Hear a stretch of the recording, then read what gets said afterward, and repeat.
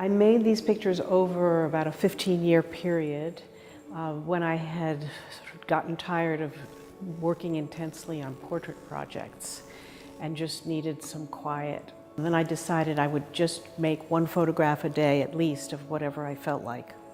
And the deal I made with myself was that I had to print at least one from each day's work. I spent 10 days in my mother's apartment and had gone to photograph her, but she was so ill I decided I didn't want to make a portrait of her. But I also spent a lot of time just photographing the light abstractions in her bathroom, next to her bed. So they're very quiet, and I noticed that there were quite a lot of lines in those pictures. And so I called the show Lifeline because Elena had chosen so many of the pictures that I made at that time.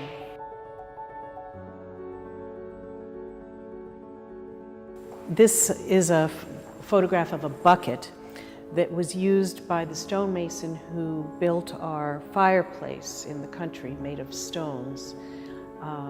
And he mixed grout in it. And what I love about it when you come into the gallery is that you see the bucket, and then beyond you see the Pantheon, the white disc in the photograph beyond.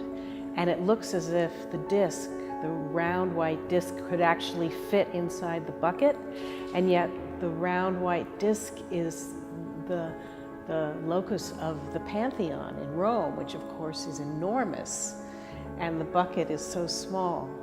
And the pictures for me are about a play on proportion.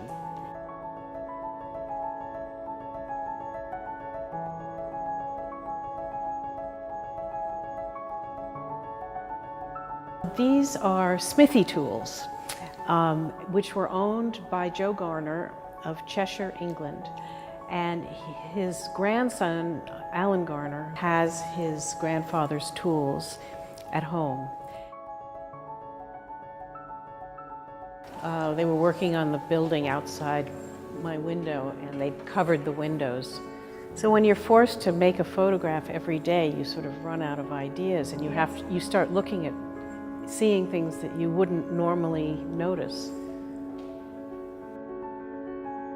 This is a mushroom, and that's a pepper, but it's hard to figure out what they are, and that's kind of the fun of it.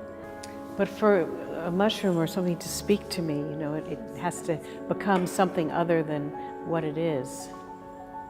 And I think of this one as a kind of African dancer.